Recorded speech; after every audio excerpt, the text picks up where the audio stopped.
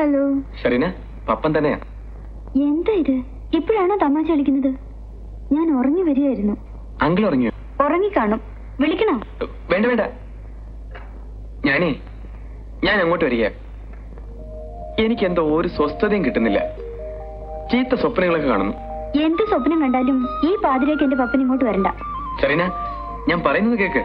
പപ്പനിപ്പോ വന്നാലും ഞാൻ വാതിൽ വരുന്നില്ല. പുറത്ത് നിൽക്കേണ്ടി വരും വെളുക്കുന്നത് വരെ. ഞാൻ തമാശ പറയുന്നല്ല. എനിക്കെന്തോ വല്ലാത്ത പോലെ.